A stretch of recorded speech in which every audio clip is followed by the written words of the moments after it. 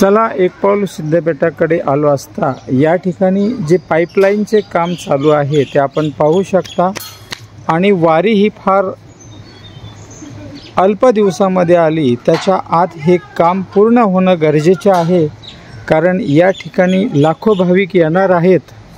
आल्यानंतर सिद्धपेठामध्ये भेट तर निश्चितच देतात, मात्र या ठिकाणी जी परिस्थिती आहे तीही बदलणे काळाची गरज आहे। आपण पाहू शकता, कारण या ठिकाणी जर उद्या काही अघटित घटना घडली तर यास जबाबदार कोण?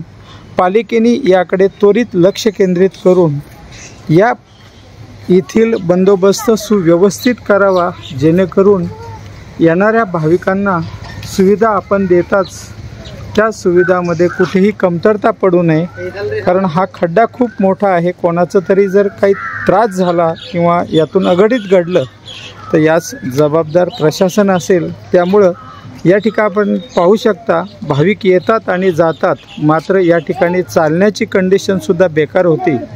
त्यामुळे प्रशासनाने याकडे त्वरित लक्ष केंद्रित करून याचं परिवर्तन करावं, हीच एक आशा। धन्यवाद। त्यातील जे काही झाडांची वायरी या ठिकाणी इलेक्ट्रिकचे पोल होते आणि तेथील वृक्ष तोडलेले आहेत। का तोडले तर त्या ठिकाणी वायरीचा त्रास होत होता, त्याच्या फांद्या छाटल्या, त्या फांद्या लवकरात लवकर सुव्यवस्थित करून या ठिकाणची परिस्थिती बदलणे नितांत गरजेचे आहे। विशेष लक्ष आहे आळंदी नगर परिषद मुख्याधिकारी यांचं, त्यामुळेच या ठिकाणी परिवर्तन सुद्धा चालू आहे। आपण पाहू शकता।